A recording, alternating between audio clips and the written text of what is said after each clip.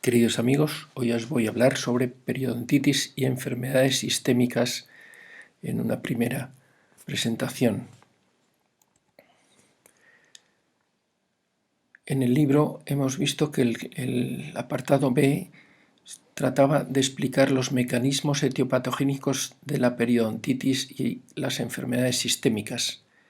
Entonces hay mecanismos que se han comentado desde 1960 que presentaba el doctor Arias Blanco, las teorías bacterianas, tóxicas, alérgicas, el síndrome de adaptación de Shelley y neurales. Y a partir del siglo XX, final del siglo XX y a principios del siglo XXI, la cantidad de presentaciones y trabajos sobre este tema ha sido avanzado espectacularmente, y hemos distinguido la inflamación sistémica con el estrés oxidativo, la autoinmunidad por gérmenes periodontales, citruinhalación, subversión inmune por gérmenes, producida por una disbiosis y el patógeno clave, y la resolución de la inflamación.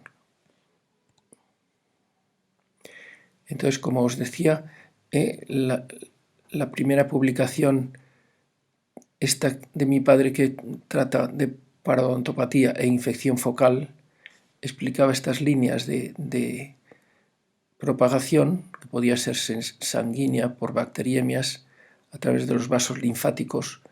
También la propagación directa, que era celulitis, la deglución al tubo digestivo y la aspiración a pulmón. Bueno, había otras publicaciones que ya comentamos. Vamos a ver despacio las bacteriemias, la aspiración a pulmón, la deglución al tubo digestivo, la inflamación sistémica y el estrés oxidativo, la subversión inmune por gérmenes y la autoinmunidad y citruinilación en esta primera presentación. Las otras dos las explicaremos otro día. Bueno, si vemos las bacteriemias en este trabajo de 2008, estudian los trabajos dentales que van a producir bacteriemia, como son extracción dental, pericoronaritis, por el cordal incluido, raspado radicular cuando se hacen tratamientos periodontales, el sondaje periodontal, eliminar una sutura, tratamientos de ortodoncia, que las bandas y otros procedimientos pues pueden producir bacteriemias irritando la encía, etc. Restauraciones dentarias, que también hay veces que se colocan bandas o alguna cosa que se puede clavar en la encía y va a producir estas bacteriemias, y tratamientos de endodoncia.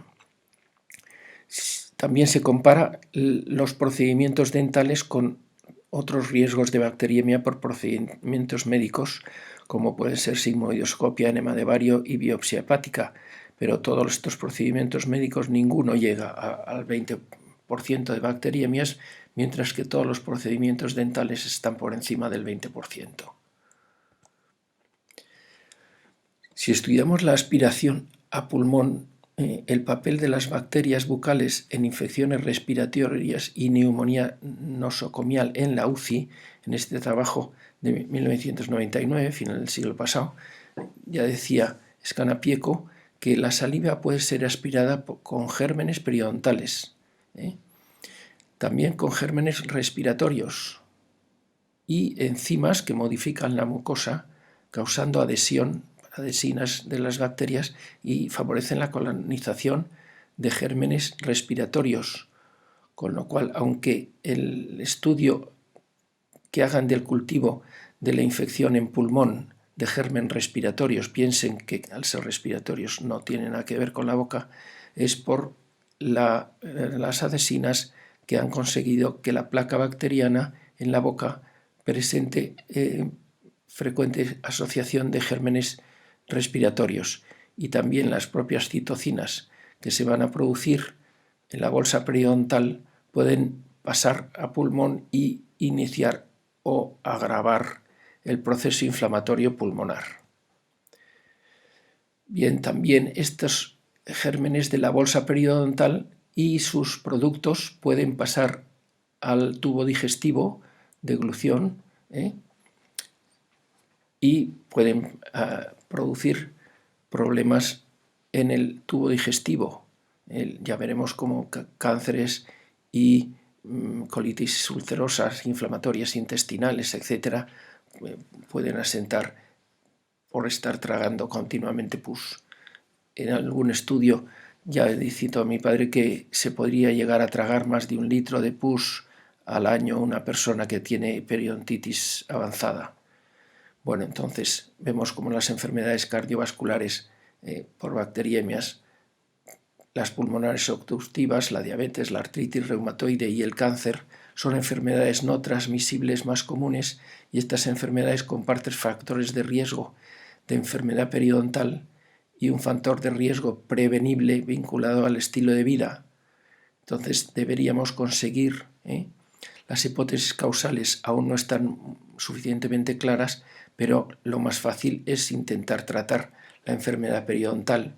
Y entonces ya veremos en otras presentaciones sobre la lifestyle cómo los estilos de vida a veces no citan nada de la boca. Los estilos de vida saludable clásicos contra la obesidad, el sedentarismo, etc., no suelen citar la boca. Bien, entonces hemos visto en este trabajo de Bui del 2019 cómo señala una serie de gérmenes específicos de la parodontopatía, de la enfermedad periodontal, que están presentes en la enfermedad de Alzheimer, como vemos aquí, el Fusobacterium nucleatum, Porphyromonas gingivalis, el AA, el Treponema forsythia, todos estos gérmenes. También hay unos cuantos que están señalados en las enfermedades cardiovasculares, otros que pasan por deglución al tubo digestivo, y ya hablaremos cuando hablemos del cáncer cómo el Fusobacterium nucleatum tiene muchísima importancia en este cáncer. Bien, enfermedades respiratorias, pues todos estos gérmenes pueden afectar. Problemas de embarazo pueden dar una cantidad de gérmenes periodontopatógenos también, y en la diabetes. Iremos viendo todas estas enfermedades cuando hablemos de cada una de ellas por separado. Entonces vemos en el capítulo número 4, el apartado número 4, la inflamación sistémica. En esta presentación el doctor Valentín Fuster, que es un cardiólogo eminente del Monte Sinaí de Nueva York, habla estas conductas de salud y factores de riesgo compartidos entre las dos enfermedades, como son la obesidad, el tabaquismo, la diabetes mellitus, la alteración del colesterol, y el estilo de vida sedentario y la dieta, pero no nombra para nada la boca. Entonces, claro, estos son factores que si se viven bien, pues hablan de healthy lifestyle, o sea, estilo de vida saludable, pero hay que añadir el cuidado de la boca. Entonces, la periodontitis por bacteriemias o inflamación sistémica puede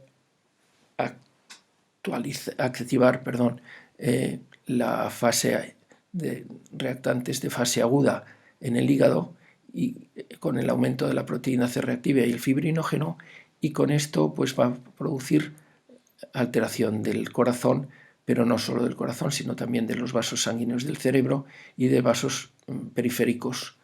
Entonces a los cardiólogos les dijo: cardiólogos, no miren solo las coronarias. Cuando se estudia por ecografía la íntima de la carótida, también se ve que el grosor de la íntima es proporcional a la gravedad de la enfermedad periodontal.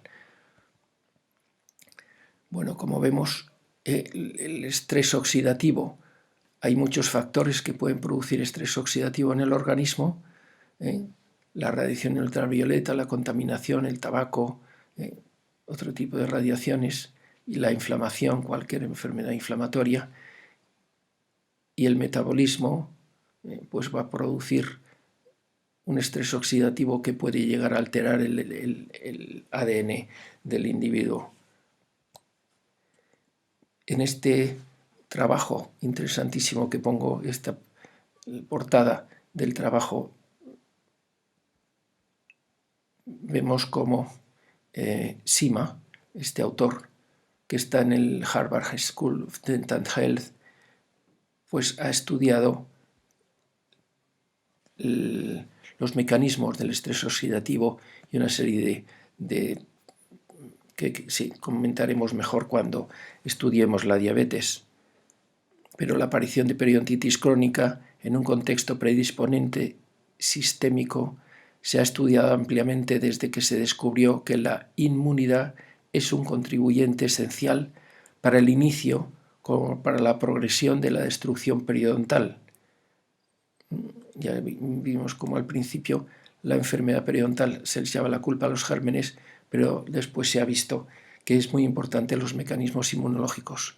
Entonces, aquí hay un esquema muy complicado que los que estudiamos medicina nos acordamos del ciclo de Krebs y poco más, pero hay 4 vías de hiperglucemia que se ven alteradas y las 4 vías principales están señaladas aquí. La primera del poliol, que está aquí señalada, una serie de cascadas enzimáticas.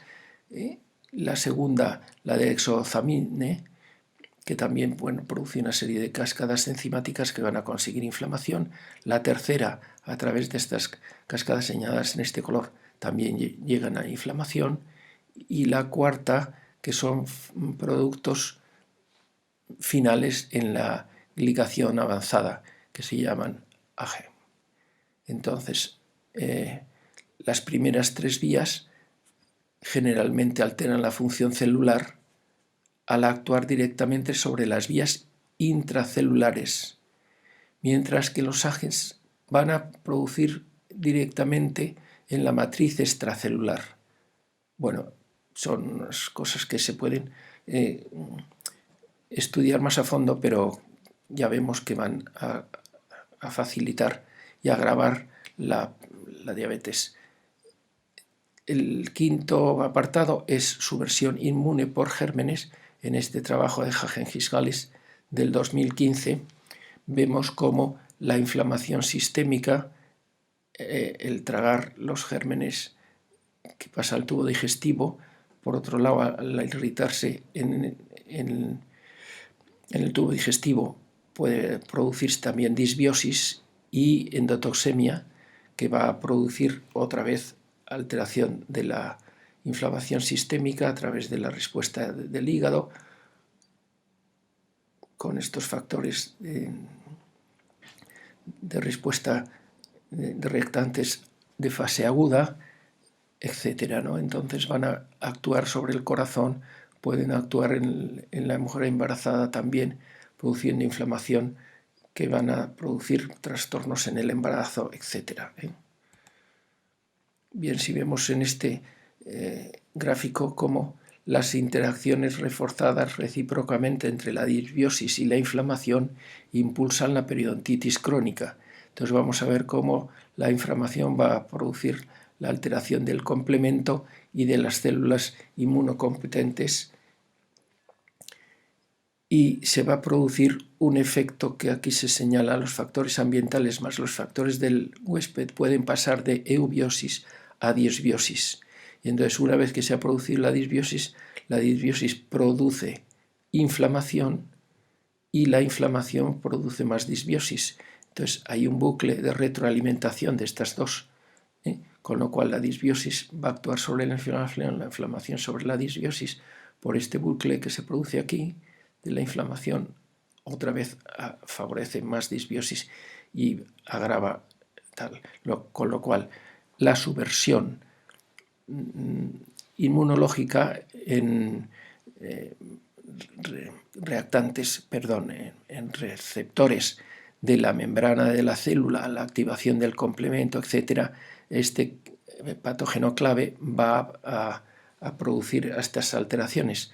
O sea que el Porphyromonas gingivalis va a producir la alteración del complemento y de los receptores celulares y va a producir más inflamación. Bien, si vemos lo que va a producir esta disbiosis y cómo va a actuar en las células sin distintos componentes, en la activación del complemento que va a activar el complemento, el factor 5 del complemento activado, va a activar también al polimorfo, que va a secretar una serie de sustancias que van a producir factores reactivos de oxígeno y metaloproteinases de la matriz, con lo cual se va a producir una alteración del tejido conjuntivo con daño tisular, etcétera, que va a producir inflamación gingival y destrucción del tejido gingival, la pérdida de inserción, etcétera. Por otro lado, también otras células como los fibroblastos, los macrófagos, los linfocitos T, los linfocitos B, etcétera, van a producir la activación de los osteoblastos que pasan a osteoclastos y se va a producir reabsorción ósea. Con lo cual, tanto la destrucción de tejidos blandos como de tejidos duros se va a producir a partir de esta disbiosis.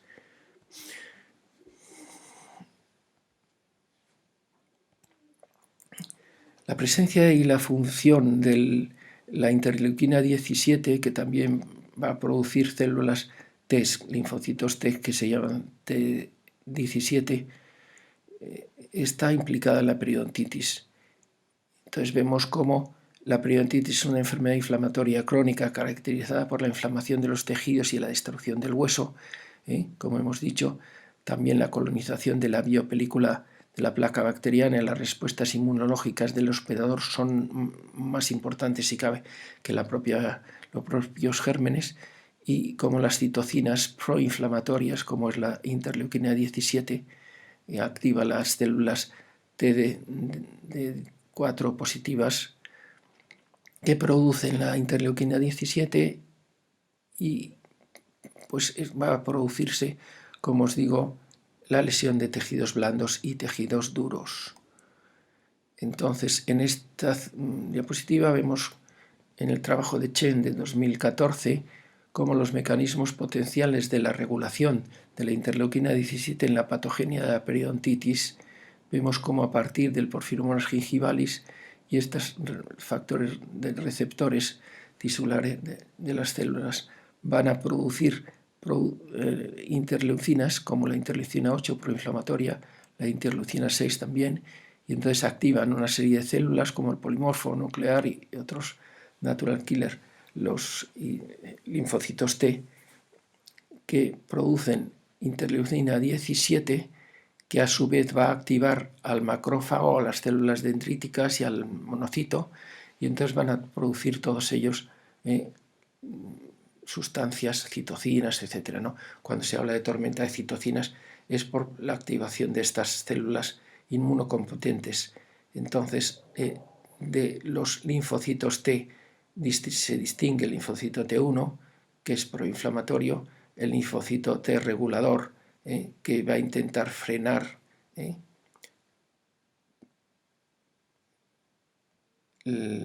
T1, perdón, y el T regulador van a intentar frenar a la interleucina 17, mientras que el T17 estimula a través de las interleucinas proinflamatorias 21 y 22, sigue estimulando a todas las demás células.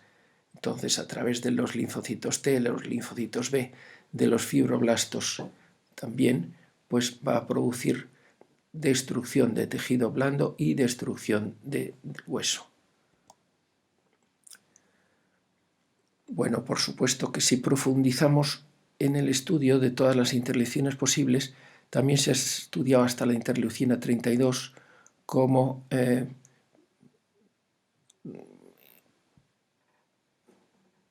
agravante de la periodontitis, directamente la 32.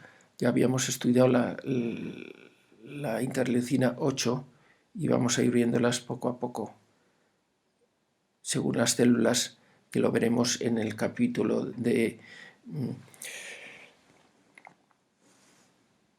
indicadores de actividad de la enfermedad periodontal, como las células y los gérmenes se estudiarán por separado más profundamente.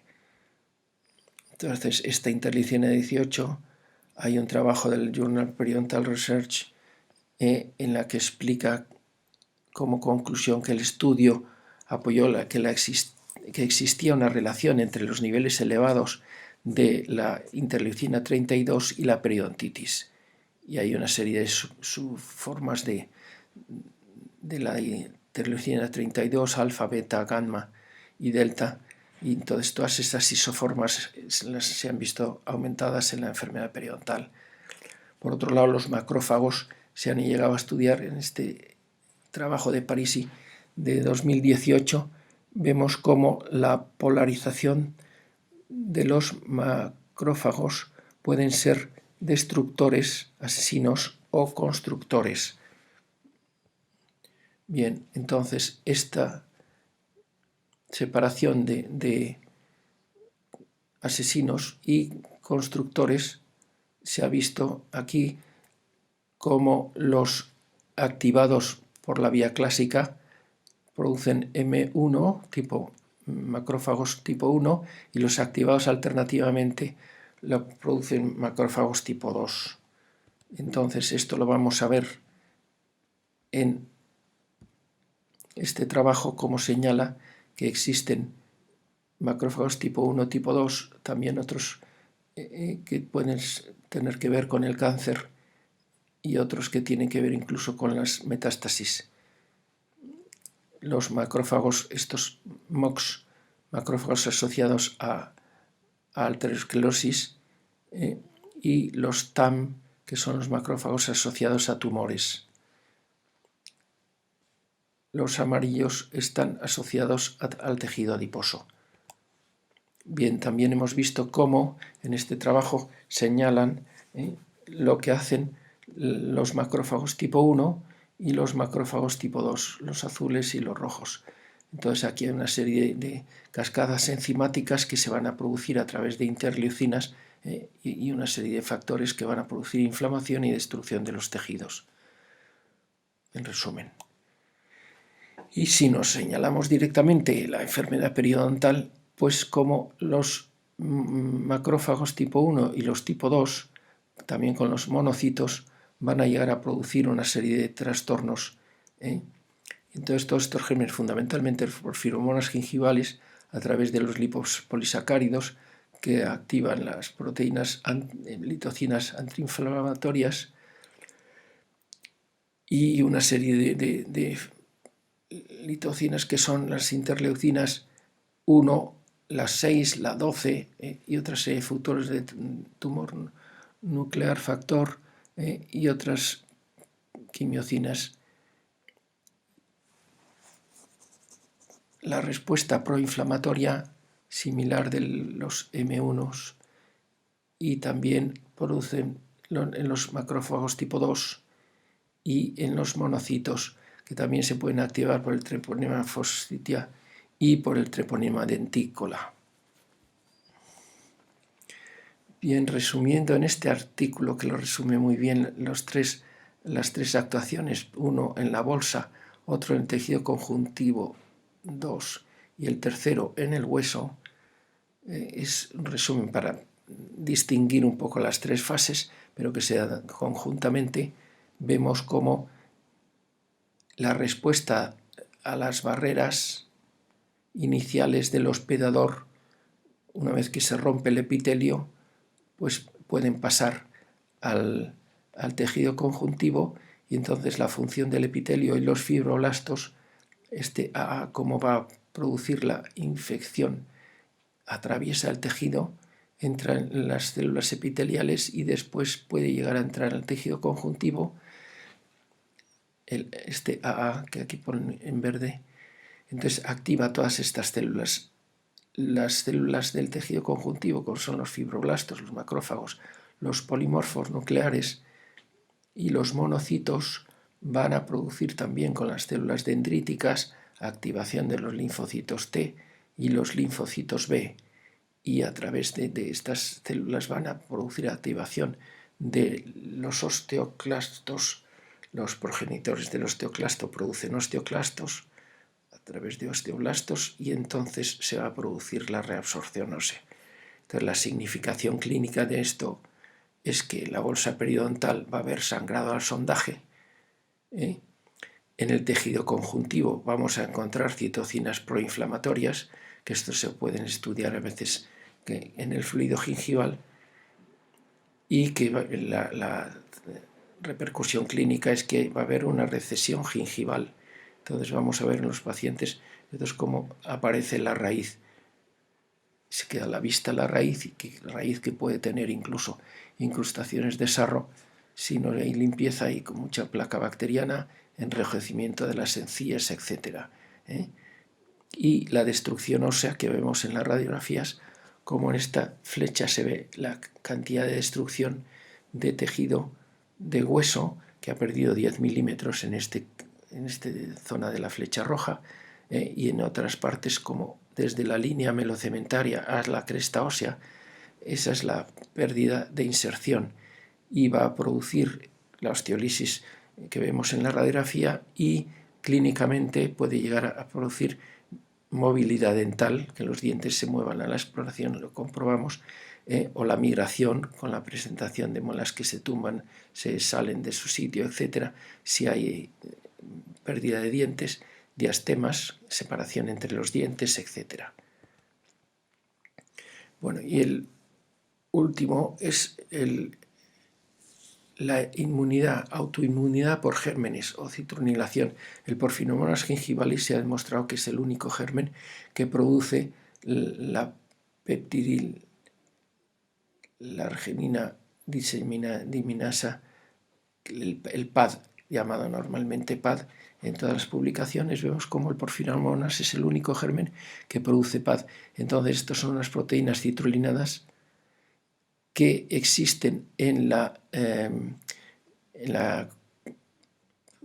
articulación, y entonces van a producir o exacerban la artritis.